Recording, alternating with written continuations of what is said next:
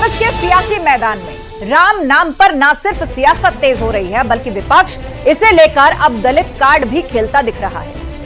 मनुवाद से लेकर मुद्दों से भटकाने तक के बयान सामने आ चुके हैं और इस बीच मुस्लिम वोटों को लेकर भी विपक्ष की चिंताएं बढ़ने लगी हैं। तो सीएम योगी आदित्यनाथ ने तीखा वार करते हुए कहा कि जो लोग अयोध्या जाने में संकोच करते थे, वो अब न्योते का इंतजार कर रहे हैं। तो सवाल यह कि 24 के चुनावी दंगल में प्रभु श्री राम किसका मंगल करेंगे? और विपक्ष ने दलित कार्ड तो खेल दिया, लेकिन यह साफ नहीं किया कि मंदिर से मनुवाद कैसे। आज इन सवालों पर एक खास गेस्ट पैनल के साथ करेंगे महाबहस, लेकिन पहले आप ये रिपोर्ट देखें।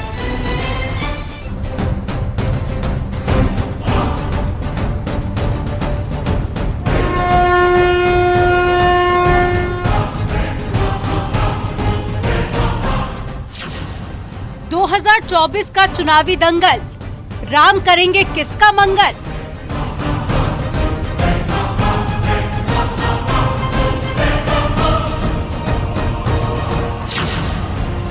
मस्जिद से जय श्री राम, अयोध्या पर सियासी संग्राम।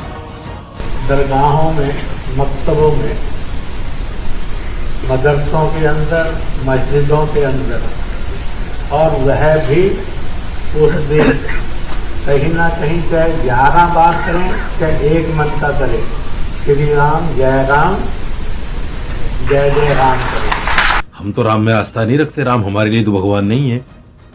राम एक इंसान थे, हमारे लिए तो इंसान है। हम राम को भगवान नहीं मानते तो राम राम क्यों जपें? विपक्ष का दलित कार्ड, राम मंदिर में मनुवाद कैसे? महंगाई चरम सीमा पर है, लोगों के हाथ में नौकरी रोजगार नहीं है, लोग नौकरी रोजगार न मांगे, इसलिए ये सब कार्यक्रम हो रहे हैं। प्रधानमंत्री को, मुख्यमंत्री को ये ख्याल रखना चाहिए कि विकास किसी एक जगह सीमित होकर नहीं रह जाए। शुक्रिया मोदी भाईजान पर क्यों भड़के समाजवादी पार्टी वर्ग? सरकार में कमलखाली बटन दबाओगे तो शुक्रिया भाईजान से जिताओगे। मुसलमान बहुत दुखी है इस वक्त देश के अंदर। मुसलमान के साथ जो जुल्म और ज़्यादती और दुख और तकलीफ पहुंची है, तो बहरहाल ये मुसलमान का दिल ही जानता है। क्या हमारी मुस्लिम लेडीज इस बात को भूल गई हैं या भूल जाएंगी? योगी बोले पहले राम नाम से संकोच, अब न्योते का इंतजार।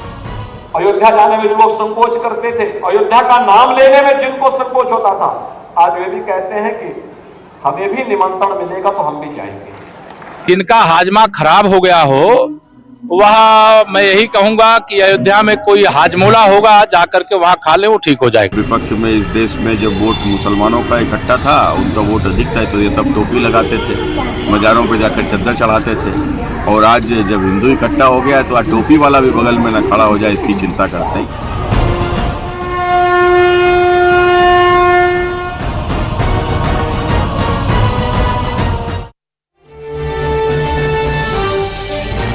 और अब वक्त है महाबहस के सवालों का। नजर डालते हैं 3 राउंड के उन सवालों पर जिन पर फोकस रहेगी हमारी डिबेट। सवाल नंबर 1, सवाल ये कि 24 के दंगल में राम किसका मंगल करेंगे? अपने अपने हिसाब से श्री राम और श्री राम में आस्था को लेकर, चाहे सत्ता पक्ष हो या विपक्षी दलों का गठबंधन, अपनी अपनी परिभाषाएं गढ़ रहा है। तो ऐसे में राम नाम का मंगल किसके खाते में जाएगा? विपक्ष को राम मंदिर में मनुवाद कैसे दिखा? उदित राज का बयान उठाकर देखिए, वो कह रहे हैं कि राम मंदिर नहीं, ये तो मनुवाद की एंट्री हो गई। सवाल पूछेंगे इस पर कि आखिर मनुवाद कहां से आ गया राम मंदिर में। और सवाल, शुक्रिया मोदी भाईजान से बर्क को दिक्कत। अब बीजेपी कार्यक्रम चला रही है मुस्लिम वोट बैंक को ध्यान में रख के, तो शफीकुर रहमान बर्क कह रहे हैं कि ध्यान रखिएगा, इस भटकावे में मत आइएगा।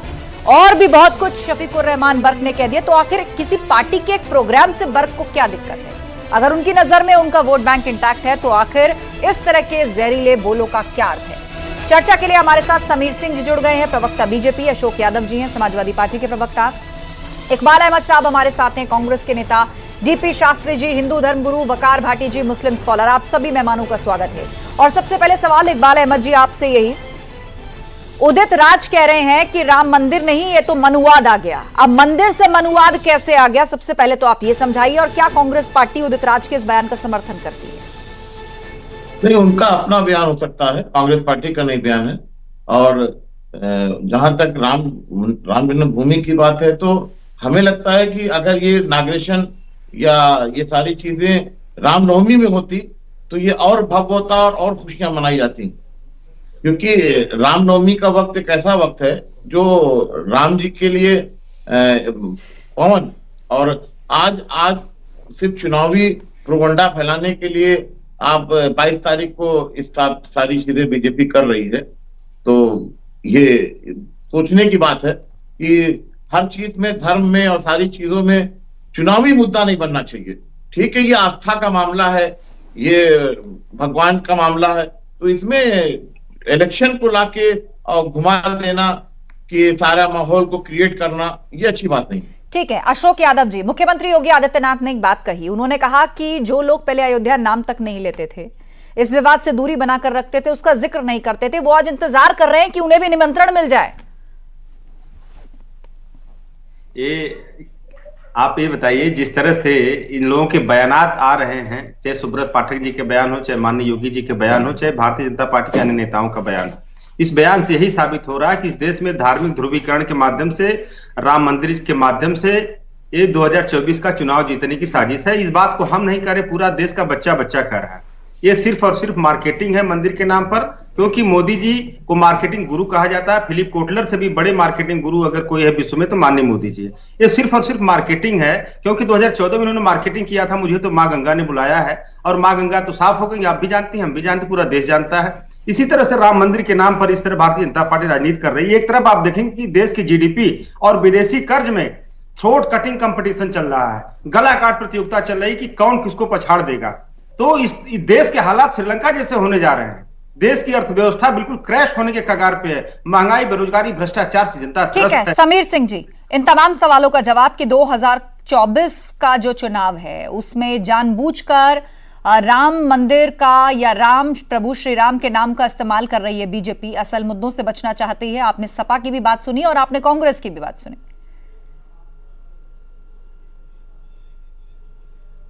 देखिए आस्था जी, 2024 के चुनाव में और 2024 के पहले दो विचारधारा इस देश के अंदर काम कर रही है।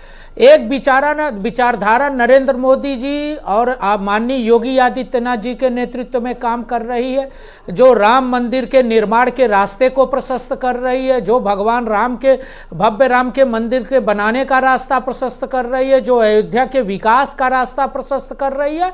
और एक विचारधारा वो है जो राम को काल्पनिक कहती है, राम के अस्तित्व को नकारती है, राम सेतु को नकारती है, अयोध्या में कारसेवकों पर गोली चलाती है, आतंकवादियों का मुकदमा वापस लेती है। निश्चित रूप से दोनों विचारधाराएं साफ साफ जनता को दिख रही है। इसका प्रमाण पहले भी जनता ने दिया, चाहे 14 का चुनाव रहा हो, 17 का चुनाव रहा हो, 19 का चुनाव रहा हो, 22 का चुनाव रहा हो, 23 का नगर निगम रहा हो। जनता ने भारतीय जनता पार्टी के नेतृत्व पर भरोसा किया। उत्तर प्रदेश के अंदर माननीय योगी जी पर भरोसा करके हमारी दोबारा सरकार बनाया, इस नाते कि राम मंदिर का रास्ता प्रशस्त हो सके और अयोध्या का विकास हो सके। अयोध्या ही नहीं, काशी मथुरा का भी विकास हो सके, हम उसको कर रहे हैं। आस्था जी, अभी हमारे समाजवादी पार्टी के प्रवक्ता रोजगार की बात कर रहे थे। आपने 5 साल में उन्होंने ये भी कहा कि आप राम मंदिर की मार्केटिंग कर रहे हैं, 6.5 लाख सरकारी नौकरी दिए। नहीं, देखिए आस्था जी, ये हमारे आस्था का विषय है, ये हमारे लिए वो ठीक है। चलिए, आपने कहा कि आपके लिए ये श्रद्धा का विषय है, आपके लिए ये आपकी आस्था का विषय है, लेकिन विपक्षी पार्टियों के अपने सवाल हैं, उनके अपने कुछ तर्क हैं। एक बार सब लोग अपनी बात रख लें। डीपी शास्त्री जी, उदित राज जैसे नेता कह रहे हैं कि 500 साल बाद मनुवाद की वापसी हो गई है। अब राम मंदिर में मनुवाद कहां से आ गया? देखिए, उनकी अपनी पर्सनल बुद्धि है और समाज के लिए, राष्ट्र के लिए, पार्टी के लिए क्या बोलते हैं। मेरे को तो लग रहा है कि राम की महिमा यहाँ तक संपाति जटायु जानते थे, पक्षी जानता था, एक ऐसा मानव है जो नहीं जान सकता है। और उसके बाद मंदोदरी, तारा, अहिल्या, सीता, सब राम को माने, सब जाने। देवलोक से लेकर के असुर लोक तक के जितने लोग थे सब राम के गुण को जान गए। और 500 वर्ष के बाद मंदिर निर्माण हो रहा है, इनके पेट में दर्द है। उदित राज को तो खाली अपने पर्सनल लाभ जिसमें हो उसी के लिए उसको काम करना है और वही करेंगे वो, उसी के लिए वो पार्टी में है। बल्कि राम तो राम है। राम देखिए, रमन्ते योगी जना हृदय इति रामा, जो सबके मन में हो वही राम है। आज प्राण प्रतिष्ठा है, मुहूर्त है, 2024 में सनातन संस्कृति का एक विजय दिवस के रूप में पूरा विश्व मना रहा है। ये भारतवर्ष ऋषियों की परंपरा है। यहाँ पे देवताओं की, गंगा जमुना को पूजा किया गया, जल का पूजन किया गया, उनके राम है, सबके राम है। और ये लोग जो है आज भी राम के लिए कुछ ऐसा बोल जाते हैं जिससे सबको कष्ट हो। आस्था जी, कभी भी समय है, परमात्मा इनको बुद्धि दे, और इनको बुद्धि आएगी भी नहीं, आपको बता दें। इस तरह में लोगों को नहीं बुद्धि मिलना है। ठीक है, वकार भाटी जी को मैं चर्चा में लेकर आना चाहूंगी। वकार भाटी जी, दो बयान। एक तो असदुद्दीन ओवैसी ने आज कहा है, तमाम मुस्लिम नौजवानों को संबोधित करते हुए भड़काऊ बयान दिया और कहा है कि अपनी अपनी मस्जिदें बिल्कुल मत छोड़ना, नहीं तो ये सब ले ली जाएंगी। अपनी अपनी मस्जिदों में जरूर जाना, उन्हें बिल्कुल मत छोड़ना।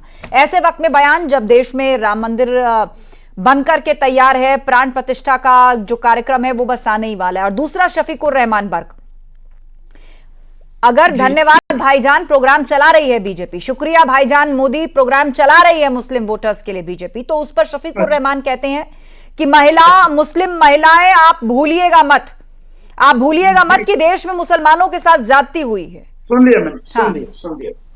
पहली बात, बीजेपी चला रही है, धन्य भाईजान, मतलब किस बात का भाईजान को वो बीजेपी का शुक्रिया अदा करें? इसलिए कि उनकी मस्जिदों को शहीद करके मंदिर बनाए जा रहे हैं, उनकी मस्जिदों को टारगेट किया जा रहा है।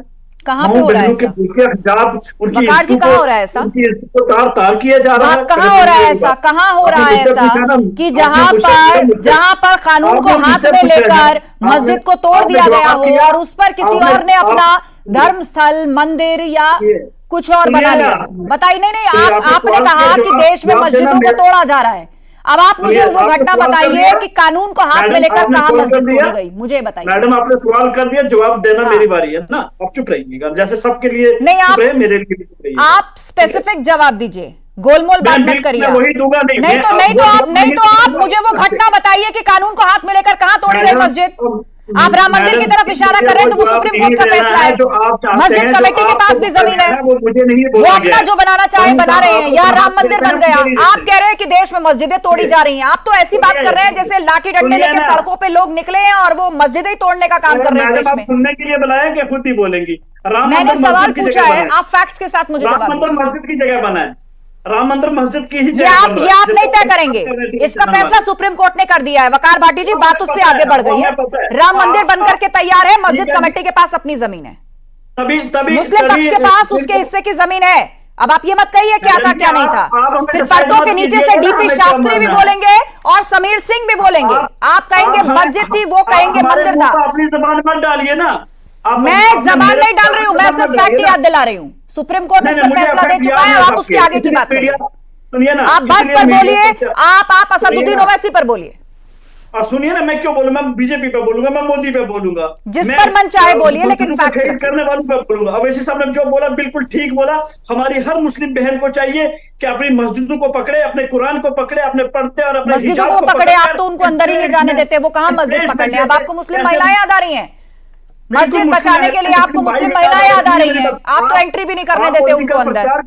आपके अंदर से कभी आवाज उठी है? आप बीजेपी का प्रचार करना, मैं किसी का प्रचार नहीं कर रही हूँ, मैं सिर्फ आपके सामने घटनाक्रम रख रही हूँ। और आप बिल्कुल फैक्ट से इधर उधर होकर बात मत करिए। कहाँ तोड़ी जा रही है मस्जिद कानून को हाथ में लेके? एक बार भी नहीं बता पाए, 5वीं बार ये सवाल पूछ रही हूँ, एक बार आपने बता पाए कानून को हाथ में लेके कहाँ टूटी मस्जिद? बताइए मुझे।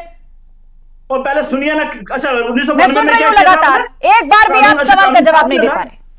बाबरी मस्जिद को शहीद किया था तब क्या कर रहे थे? फूल मस्जिद के ऊपर जाके फूल डाल रहे थे। वो कोर्ट का फैसला था, सबको उनके हिस्से की जमीन मिल गई। अब अपने हिस्से की जमीन में कोई घास उगाए, कोई मंदिर बनाए या जो कुछ करे, आपको उससे क्या मतलब? आप उसको जुर्म करार नहीं दे सकते। आंखों में पट्टी बांधी हुई है क्या आपने? ठीक है, मुझे पता है कि आपको आपको प्रेशराइज आप सुप्रीम कोर्ट को खारिज कर रहे हैं।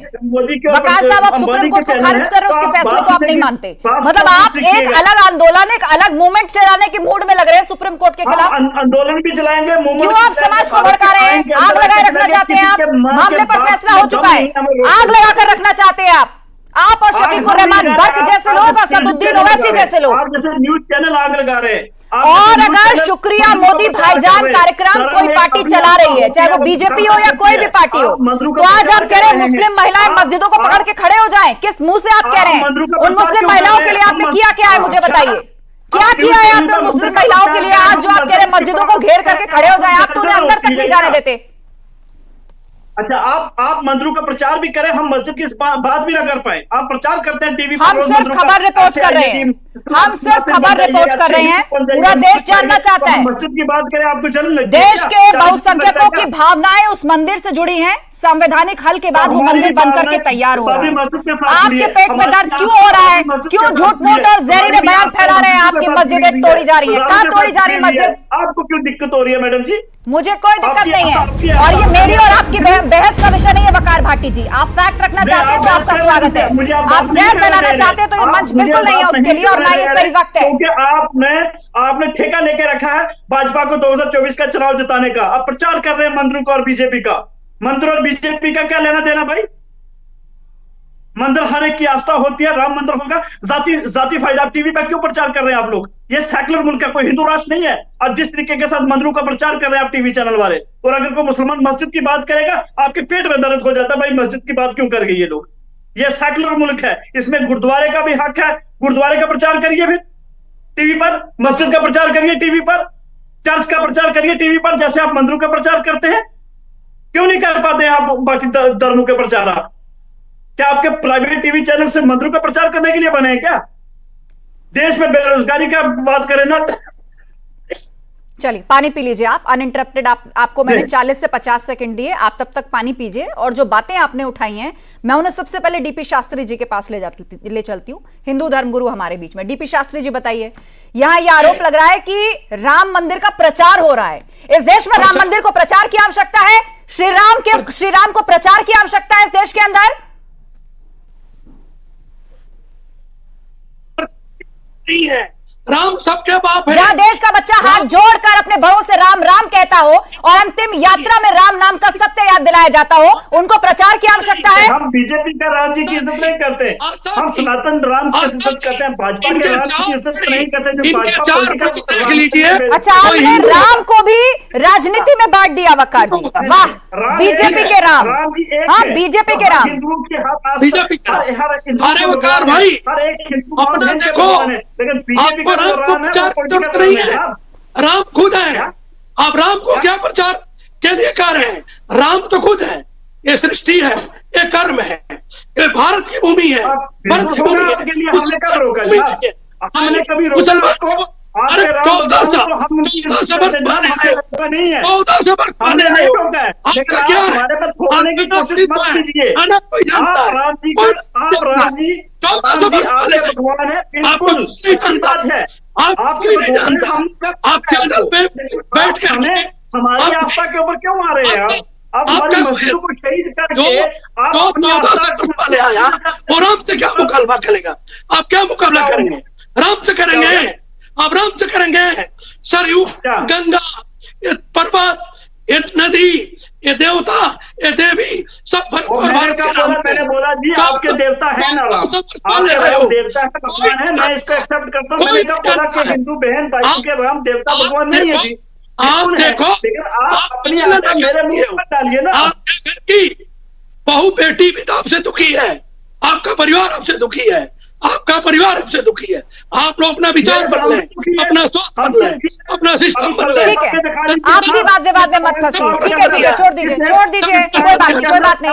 शांत हो जाइए डीपी शास्त्री जी और वकार साहब, आप भी शांत हो जाइए, और पैनलिस्ट को बात रखने दीजिए, क्योंकि आपने बहुत बड़ी बातें कह दी हैं, आपने बहुत बड़ी बातें कह दी है वकार साहब। समीर सिंह जी, दलील दी क्या जा बात रही है है कि कि ये मैंने- मुल्क एक सेक्युलर मुल्क है, तो राम मंदिर का प्रचार क्यों हो रहा है, मस्जिद का प्रचार क्यों नहीं होता, चर्च का प्रचार क्यों नहीं गुरुद्वारे का होता? प्रचार भी कीजिए, चर्च का प्रचार भी कीजिए, मस्जिद का आप प्रचार भी बताएंगे, कीजिए। आप बताएंगे पूरी लिस्ट लेकिन देकर किस थोड़ी देश में क्या होना ऐसा चाहिए नहीं, क्या नहीं होना चाहिए। अब क्यों आप सेक्युलर की स्पेलिंग बता रहे हैं यहाँ बैठ करके। संविधान को आप नहीं मानते, सुप्रीम कोर्ट को आप नहीं मानते। हमें लगता समीर है सिंह जी, आस्था जी, कर रहा हूँ ना, संविधान ही तो कहता है ये मुल्क एक सेक्युलर आस्था मुल्क जी, है। आप वकार सम्मान करिए भांति फिर। कुछ मानसिक संतुलन खो सम्मान चुके करिए हैं। फिर उस संविधान का। इनको सुप्रीम उसी कोर्ट से पर फैसला भरोसा आया है नहीं, कि इनको किसके पास क्या प्रजातंत्र भूमि पर है, भरोसा और ये उसका नहीं, फैसला है कि उस इनको भूमि पर क्या लोकतंत्र बनेगा। में भरोसा नहीं है, इनको हिंदू पर भरोसा नहीं, इनको इस्लाम पर भी भरोसा नहीं है, इनको आतंकवादियों पर भरोसा है। आस्था जी, ये आतंकवादियों की भाषा बोल रहे हैं, इस्लाम की भाषा नहीं बोल रहे। इस्लाम में जो कहा गया है इसे ये नहीं बताते हैं, ये आतंकवादियों की भाषा बोलते हैं, ये मानसिक रूप से विकलांग है। आस्था जी, आज मोदी जी के नेतृत्व में, योगी जी के नेतृत्व में देश और प्रदेश के अंदर जो सरकार चल रही है वो सब्जी भलाई की सरकार है। 3 तलाक किसने खत्म किया? वकार 3 तलाक किसने खत्म किया? शर्म करो, शर्म करो, शर्म करो। 3 तलाक तुम्हारी समस्या थी, तुम्हारी बहन के साथ हलाला होता था, जिसको मोदी जी ने रोका है, जिसको मोदी जी ने रोका है। तुम इसको स्वीकार करते हो कि तुम्हारी बहन के साथ हलाला होना चाहिए, तलाक होना चाहिए, 3 तलाक होना चाहिए? बोलो ना वकार भाटी जी, बोलो ना। अपनी ये कोई अखाड़ा नहीं है जहाँ आप ललकार रहे हैं। क्यों नहीं खत्म करना चाहते? और आपको आज उन्हीं माँ बहनों के नाम के इस्तेमाल की जरूरत पड़ रही है जिनको आप मस्जिद बचाने के लिए कह रहे हैं, और उन्हीं माँ बहनों के लिए आपने क्या किया है बताइए? तलाक की बिद्दत खत्म करने के लिए, हलाला के खिलाफ आवाज उठाने के लिए क्या किया है आपने? उनकी शिक्षा के लिए, सोशल रिफॉर्म्स के लिए। तलाक की बिद्दत क्या थी मैडम जी? तलाक इस्लाम में पहला वो धर्म है जहां औरतों को हकूक दिए जाते हैं, जहां तलाक के बाद भी उसको हक दिया जाता है, मेहर दिया जाता है। और हिंदू धर्म में क्या और फोन करके 3 बार तलाक कह के तलाक ले लिया जाता है। चिट्ठियां भेजकर, पोस्ट कार्ड भेजकर उसमें 3 शब्द लिखे होते हैं, तलाक तलाक तलाक, और तलाक हो जाता है। और फिर आप कहते हैं कि वो 11 रुपए या 1100 रुपए की मेहर लेकर चुपचाप घर बैठो। बदनाम कर रहे हो ये हक देते हैं आप, ये हक देते हैं आप। शर्म नहीं आ रही आपको? शर्म नहीं आ रही आपको? आपने अपने अंदर की कुरीतियों को खत्म करने के लिए क्या किया है? आज उन माँ बहनों को आप अपने कौम की माँ बहनों को कह रहे हैं कि मस्जिदों को बचा लो, या उनके नाम पर ललकार रहे हो दूसरों को। आपने क्या किया उनके लिए? धर्म में क्या हक दिया जाता है मुझे वो बताओ। औरत को, हिंदू धर्म में औरत को क्या हकूक है मुझे वो बताओ। भाई आप बताओ कि कौन सा काम किए हो? उसके रहते कोई आदमी 4 शादियां नहीं कर सकता, इस्लाम पोस्ट कार्ड पे 3 तलाक लिखकर नहीं दे सकता, फोन करके 3 तलाक नहीं दे सकता उसको। आतंकवादियों को समर्थन करते हैं जो इस्लाम के नाम पर दुराचार करते हैं, जो हलाला करते हैं इस्लाम के नाम पर। तुम अपनी बहन के साथ हलाला कराओगे? वकार भाटी, तुम्हारी बहन का 3 तलाक होगा और वकार भाटी तुम हलाला कराओगे? तैयार हो हलाला कराने के लिए? तुम जायज मानते हो हलाला को? हलाला को जायज मानते हो? बोलो ना, हलाला को जायज मानते हो? स्वीकार करो ना। अरे शुक्र ना हो। ठीक है, समय भाई हलाला समय दे दीजिए। करते हो? 1 मिनट समीर सिंह जी, उनको समय दे दीजिए, वो हलाला को एक्सप्लेन कर रहे हैं। हाँ, उसमें पता नहीं कौन सा गुण निकाल के लाए हैं, ये सुनने वाली बात है। हाँ बोलिए वकार जी। हाँ, मैं बताता हूँ हिलाला क्या होता है। हिलाला ये होता है, जैसे जनाब कौन है, ये बीजेपी के हैं, बीजेपी पार्टी से कहीं से भी हैं। आप डिफाइन करिए अपनी डेफिनेशन। बहुत उत्सुक हैं लोग सुनने के लिए कि आप क्या डिफाइन करेंगे। हिलाला ये होता है कि अगर कोई इंसान किसी भी जज्बात में, शराब के नशे में अगर अपनी बीवी को तलाक दे देता है, किसी भी जाने अनजाने में अगर तलाक हो जाती है उसको अपनी बीवी से, वो अगर चाहे तो बाद में अपने घर उसको लाना कहाँ शराब पीना लिखा है? कुरान में शराब लिखकर तलाक बेचते हैं या फोन करके तलाक करके वहां दूसरी शादी ऑलरेडी कर चुके होते हैं, वो सब शराब के नशे में होते हैं। हाँ, बताइए। और जस्टिफाई करने के लिए और क्या कुतर करेंगे आप? बोलिए 1 मिनट समीर सिंह जी, 20 सेकंड समझाइए आप। 1 मिनट समीर जी सुन लीजिए, इनकी बात सुन लीजिए। 20 सेकंड। हाँ बताइए अमृत वचन। शादी को बच्चों का खेल ही अगर इंसान उस पर निबंध मत लिखिए, आप हलाला के बारे में बताइए। जो आप कह रहे थे ना अभी, मैं बताता हूँ क्या होता है, बड़े फक्र के साथ आप कह रहे थे, बोलिए। सर आप फिर इसी से पूछ लीजिए ना, जो मुस्कुरा रहा है, जैसे मैंने इसके घर से शादी की और इसकी मुस्कुरा नहीं रहे, हंस रहे हैं, दुनिया हंस रही है आपके ऊपर। आप अपने यहाँ की औरतों को जो अत्याचार भरी और जिस मुफलिसी की जिंदगी को, जिस मुफलिसी में उनको डाल रहे हैं और उसके बाद चुप्पी साधे रखते हैं और फिर टीवी मंचों पर आकर जस्टिफाई करते हैं कि मैं बताता हूँ ये क्या होता है, बाकी कोई नहीं, बाकी कोई नहीं जानता। हंस रहे हैं आप अपने आप को स्कॉलर कहते हैं। आपने अपने आप की कुरीतियों के खिलाफ कितनी आवाज उठाई है? आपने अपने आप वुमेन एम्पावरमेंट के लिए क्या काम किए हैं, बताइए मुझे। दिलवाए कभी ऐसे फतवे?